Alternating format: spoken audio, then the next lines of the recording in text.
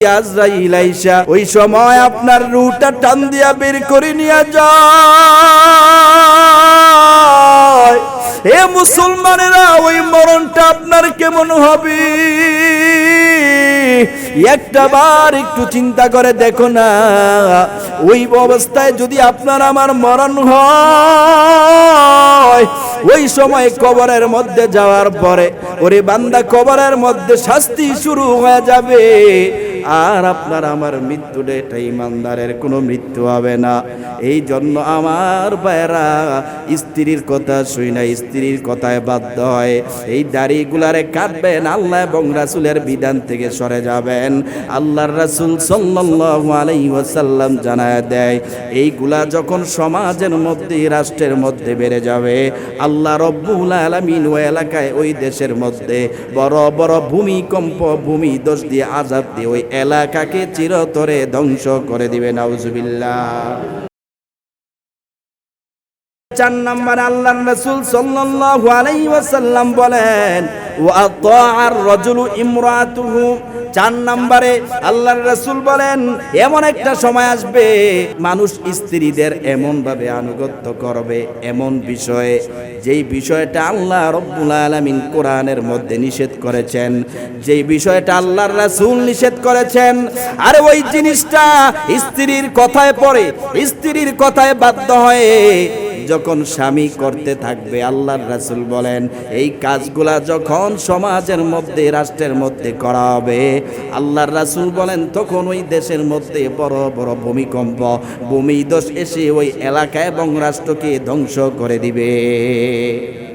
স্ত্রীদের আনুগত্য করা, এমন ভাবে আনুগত্য করে যে আল্লাহর রাসূলের আদেশ যেটা ছিল ওইটারে বাদ দিয়া স্ত্রীদের আনুগত্যটারে প্রাধান্য দেয়। আছে না নাই?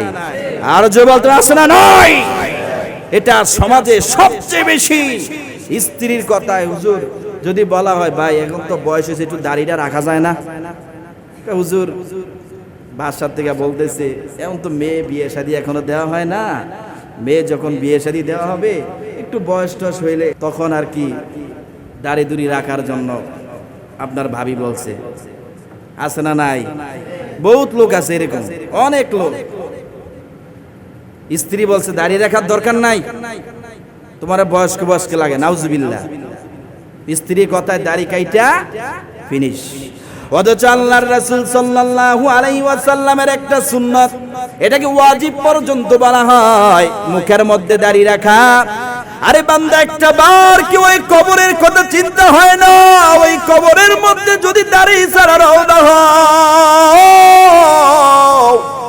ওই কবরের কথা কি তোমার আমার স্মরণ হয় না? ওই কবরের মধ্যে যখন ওই দাড়ি ছাড়া অবস্থায় আপনার মৃত্যু হলে, আপনাকে যখন ওই কবরের মধ্যে রাখা হবে, আল্লাহর রাসূল যে আপনারে উম্মত বলে পরিচয় দিবে, কিভাবে বুঝবে? আপনার মুখের মধ্যে তো রাসূলের সুন্নত নাই, রাসূলের দাড়িগুলা নাই। একটা বার কি একটু চিন্তা করে দেখছেন? এরে বান্দা, কার কখন মরণ হয় বলা যাবে না। আরে আপনার মৃত্যু কখন হবে ওইটা আপনিও জানেন না, আমিও জানি না।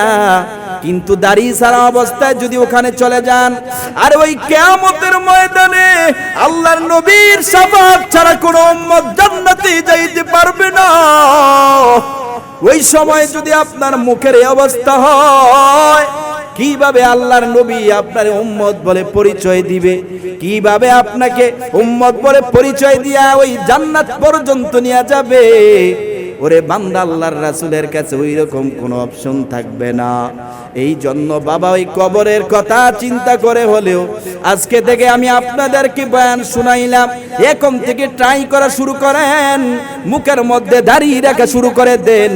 এই দাড়িগুলার ছাইটা কাইটা নবীরে কষ্ট দিয়েন না। আমার আল্লাহর নবী হাদিসের মধ্যে জানায় দেয়, আরে যে উম্মত এই দাড়িগুলারে কাটলো, ওই উম্মত আমি নবীর কলিজার মধ্যে আঘাত দিল। নাউজুবিল্লাহ। আপনি এই দাড়িগুলা কাইটা আমার নবীর কলিজার মধ্যে আঘাত দেন, তাহলে আপনি আবার কিয়ামতের ময়দানে কিভাবে নবীর সুপারিশ চান? এরে বান্দা, এই জন্য আল্লাহর রাসূল সাল্লাল্লাহু আলাইহি ওয়াসাল্লাম বলেন যে আমার কোন উম্মত যদি ঘুমায় যায় তার কোনো গুনাহ করার শক্তি থাকে না।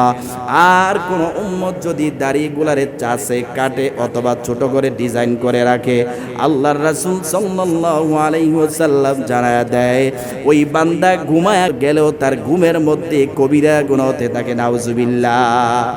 তার মানে আমার ভাইয়েরা, একটা বার একটু চিন্তা করে দেখো, একটা বার একটু চিন্তা করে দেখো, যেই বান্দা ঘুমায় যায় তার গুনাহ করার শক্তি থাকে না, কিন্তু আপনি দাড়ি কাইটা যখন ঘুমান, ওই ঘুমের গর্ব আপনার গুনাহ হইতে থাকে। একটা বার একটু চিন্তা করে দেখেন, ওই দাড়ি কাটা অবস্থায় যদি আজরাইল আইসা ওই সময় আপনার রূহটা টান দিয়া বের করে নিয়ে যায়, এ মুসলমানেরা, ওই মরণটা আপনার কেমন হবে?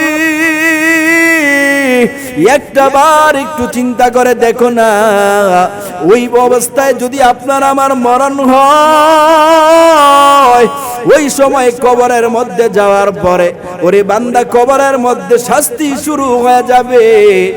আর আপনার আমার মৃত্যুটা এটা ইমানদারের কোনো মৃত্যু হবে না। এই জন্য আমার ভাইরা, স্ত্রীর কথা শুই না, স্ত্রীর কথায় বাধ্য হয় এই দাড়িগুলারে কাটবেন, আল্লাহ এবং রাসূলের বিধান থেকে সরে যাবেন। আল্লাহর রাসূল সাল্লাল্লাহু আলাইহি ওয়াসাল্লাম জানায় দেয়, এইগুলা যখন সমাজের মধ্যে, রাষ্ট্রের মধ্যে বেড়ে যাবে, আল্লাহ রব্বুল আলামিন ওই এলাকায়, ওই দেশের মধ্যে বড় বড় ভূমিকম্প, ভূমিধস দিয়ে, আযাব দিয়ে ওই এলাকাকে চিরতরে ধ্বংস করে দিবে। নাউজুবিল্লাহ।